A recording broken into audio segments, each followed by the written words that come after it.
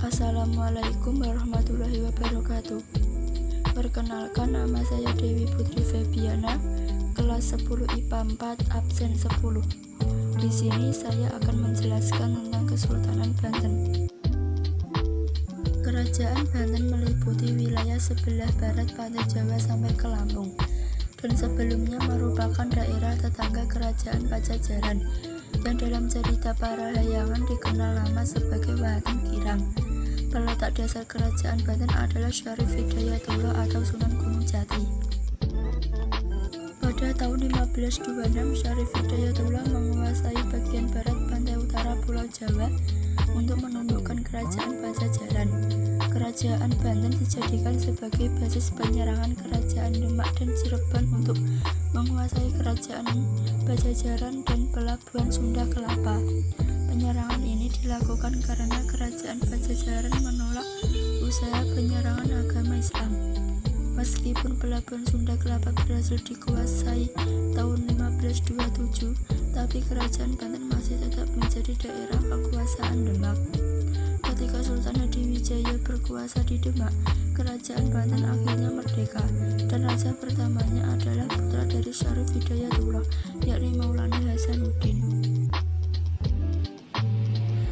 Dan pada masa pemerintah Maulana Hasanuddin, yaitu 1552 sampai 1570, penyair agama Islam dan hubungan perdagangan berkembang luas. Penguasaan Kerajaan Banten atas Lampung dan Selat Sunda sangat penting bagi perdagangan Kerajaan Banten. Dan dari kegiatan ini, Kerajaan Banten mendapatkan pajak dari lintas perairan, dan hubungan diplomatik ini semakin erat melalui pernikahan politik antara Hasanuddin dengan Kerajaan Indra.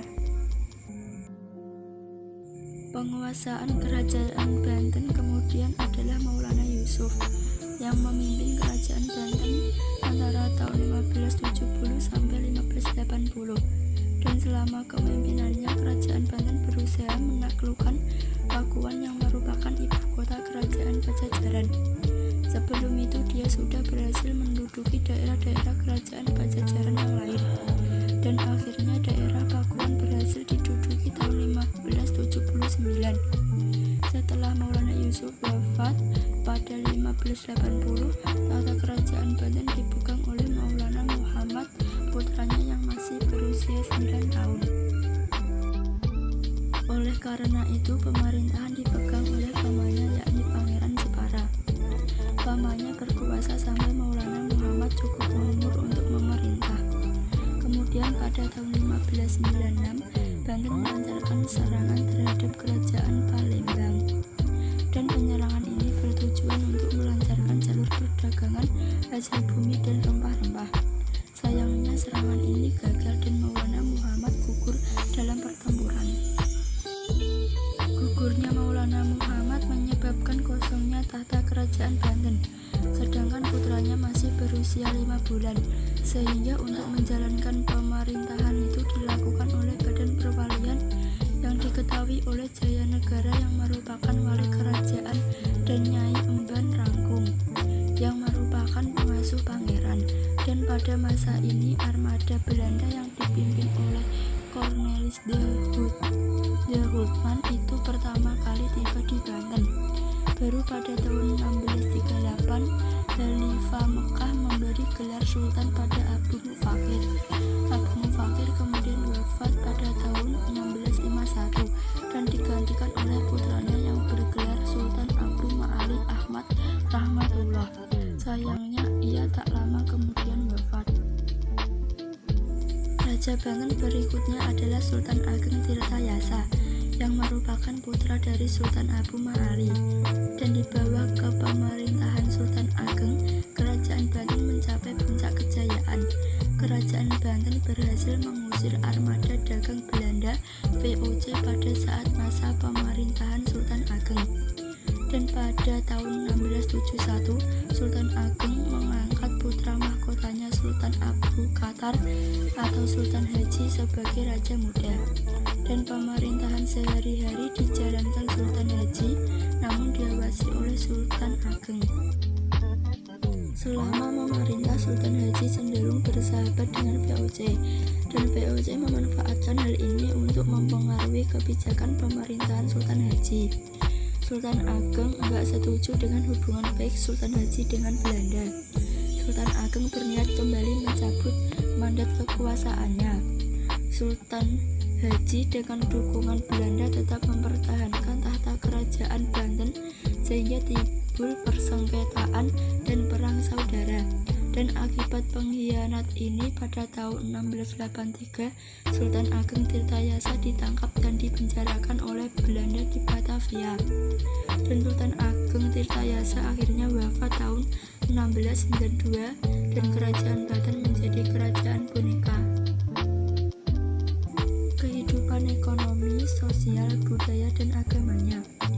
Untuk kehidupan ekonominya berpusat pada kegiatan perdagangan, pertanian, dan perkebunan, dan hasilnya berupa padi dan lada yang sangat melimpah. Sosialnya, ramainya perkembangan pelabuhan Sunda Kelapa membuat semakin berkembangnya perkampungan masyarakat yang dari luar Banten, dan berkembangnya kerajaan Islam membuat masyarakat Pajajaran mengasingkan diri ke pedalaman, dan sekarang mereka dikenal sebagai suku Baduy dengan agama bernama Sunda Kawitan yang merupakan perpaduan agama Hindu Pajajaran dan agama asli. Peninggalan kerajaan Banten yaitu sebagai berikut. 1. Keraton Surosowan. Keraton Surosowan adalah komplek tempat tinggal yang didirikan oleh Maulana Hasanuddin, Sultan pertama Banten tahun 1522. Komplek ini nantinya menjadi pusat pemerintahan Banten sampai dengan penghapusannya oleh pemerintah kolonial Hindia Belanda. 2. Istana Keraton Kaibon. Keraton Kaibon adalah salah satu cagar budaya yang terletak di kawasan Banten Lama, tepatnya di Kampung Kroya, Kelurahan Kasunyatan, Kecamatan Kasemen. Keraton ini dibangun pada tahun 1815 dan menjadi keraton kedua di Banten setelah Keraton Surosowan. 3. Masjid Agung Banten. Masjid Agung Banten adalah salah satu peninggalan utama dari Kerajaan Banten. Dibangun oleh Maulana Hasanuddin sekitar tahun 1556. Masjid ini melengkapi komplek Keraton Surosowan yang sudah dibangun sebelumnya. Masjid ini memiliki menara atau pagoda yang kental dengan kultur Cina. 4. Benteng Spellwich. Benteng Spellwich terletak di Kampung Pamarican sekitar 600 meter ke arah barat laut Keraton Surosowan, situs Banten Lama. 5. Meriam Ki Amuk. Meriam Ki Amuk adalah sebuah meriam kuno milik Kesultanan Banten yang saat ini berada di depan Masjid Agung Banten, Provinsi Banten.